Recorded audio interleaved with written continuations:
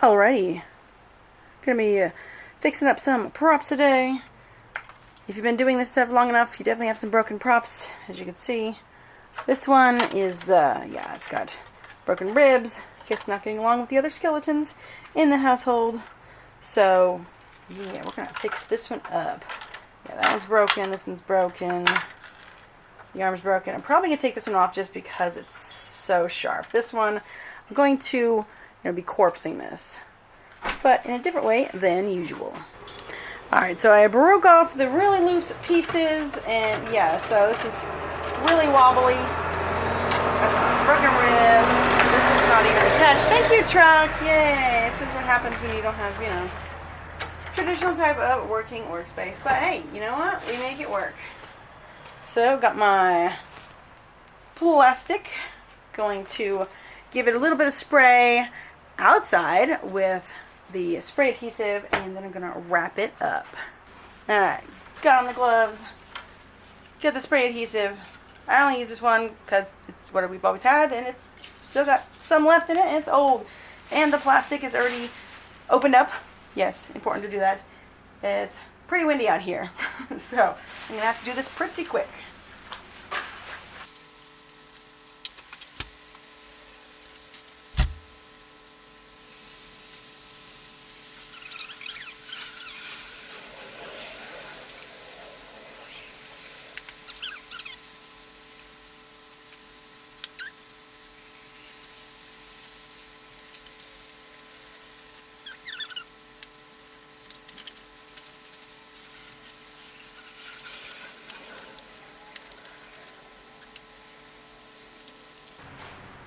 Alright, so we got the first layer on.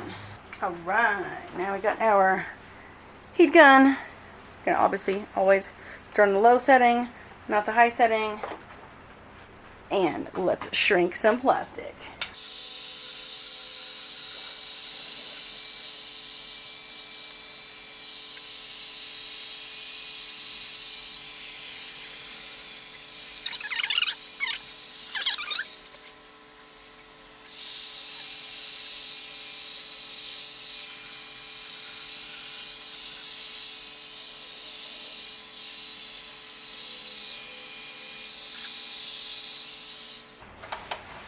This, of course, is just the initial shrinking. To do all the detailed shrinking, you definitely want to turn it up higher.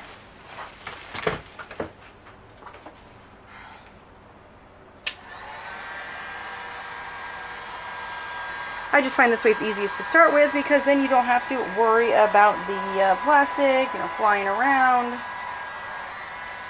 Oh, it does have a leaf in there. Yes.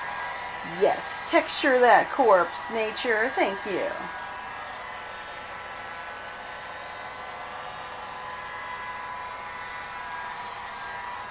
Because when I was spraying it, I was mostly just doing it on like the flat parts and the stuff I really wanted to get to stick to, like the spine and the skull and the pelvis and the rib cage. Because the rest of the stuff, oh, I got a bubble. Okay, shrinky, shrinky, shrink.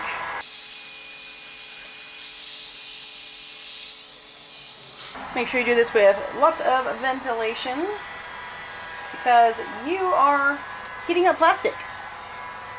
So that's why I have the garage door wide open. So yeah, you're probably going to hear some cars going by. It's also the national air races out here, so you're probably going to hear some planes too. Alright, scooch you down. So, there we go. Get this to shrink onto that. Nope, oopsie.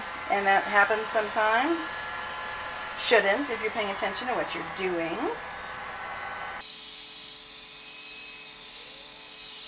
Okay, so this looks like a fairly good, it's still pretty loose right here. Try and shrink this up. Great thing about this is you can always do more layers if it's not quite what you need. Should have got more on the chin, I think, but that's okay.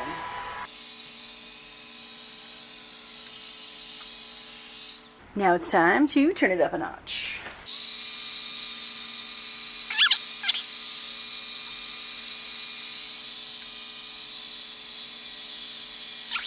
eyeballs all sunken in. Ooh, the arm is moving, the nose. Oh yes, it's super duper gross.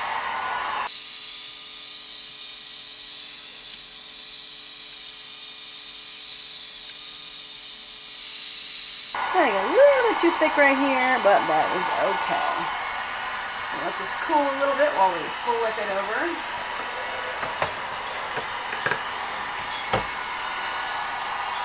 Surrender the booty.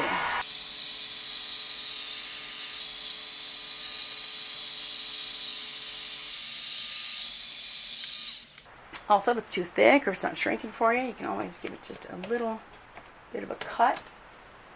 There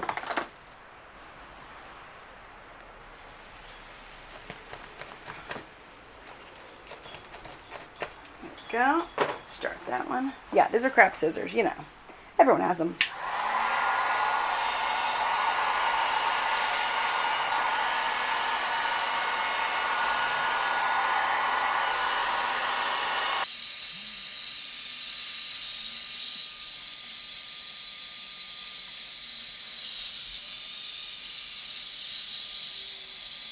And if, just say, like the hand here, it wasn't going how I like, you can always make some cuts down the fingers to separate it.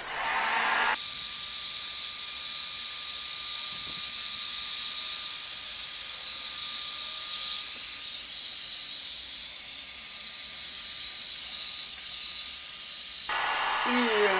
Oh man, I wish you could see how when I did that, the mouth was opening. It was so creepy.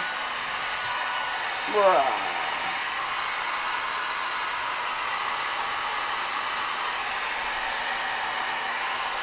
Super gross. Probably the most important thing I learned in prop making, the worse it looks, the better it looks. You don't want something that looks all perfect and clean and pretty. At least not with corpsing.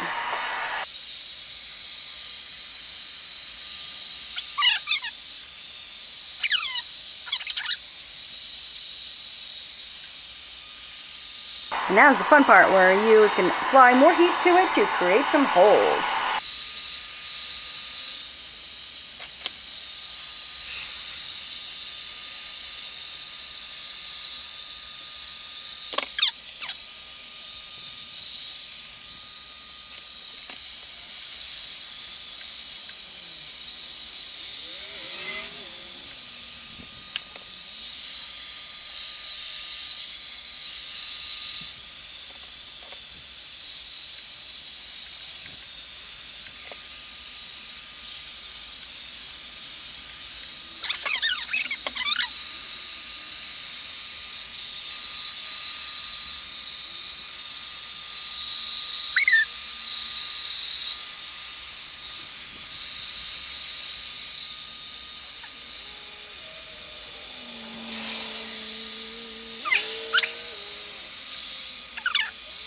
And it's totally okay if some bone is showing through. Hey, man.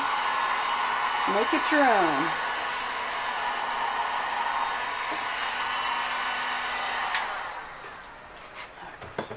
Roll you over. Roll you over. Ooh, getting windy out there, but that's a good thing. Because we get melty in here. Technically, I want it to harden this way, so I'm going to hold it up how I want it.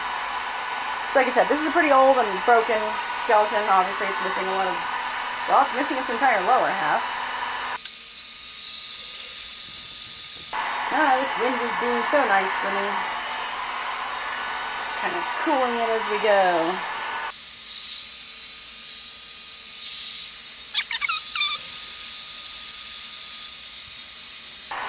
I think we're just about done.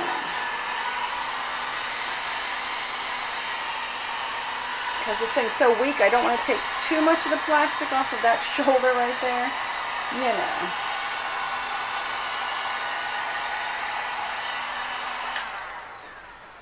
Alrighty, let's check this out. And this is actually going to be hanging upside down like this. something creepy for them to go around. So I think it's looking pretty good. Maybe just a little bit on the mouth area. But yeah, I like it.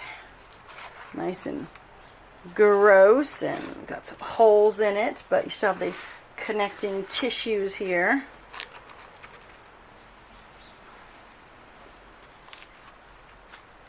And the back, same, nice adhered to the spine. Got the plastic, a little bit of, skin connecting it to the head. So we're gonna let this cool a little bit, let it harden, and then gonna start the painting. Alrighty, now that the plastic is nice and firm, it's time to put the stain on here. I like to use, there it is, this one. This one is stain and polyurethane in one step. It's a little tester thing I got a while ago, but I like it because it's dark. It says espresso satin, so it's not shiny and it's dark. That way when you put the color coat over it, then it's always good to start with the dark first. Alrighty, yeah, I know, I have a tiny brush. Well, that's because the one I usually use, I think I didn't wash it out, and that's what happened. And as usual, wear your gloves and make sure the area that you're using is nice and aired out. I would say the only thing you have to be careful with on this is just make sure, if you don't want to have them colored, then don't paint the bones. Just stay on the plastic. Other than that, go for it. Do whatever you want. You can do as many coats as you think you need. Whatever feels good to you. And it seems like you probably should have nuked that one a little bit more, but that's okay.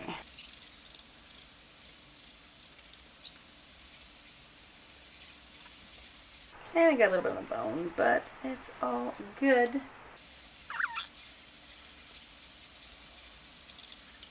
I usually go over these with at least 2 coats. Just mostly to protect the plastic, honestly.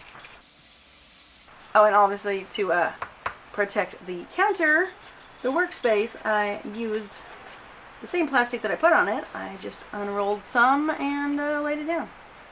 It makes great drop cloth for painting.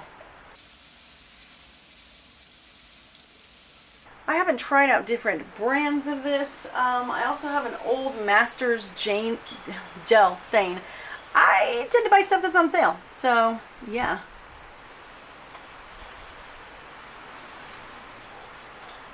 Looking good, looking good.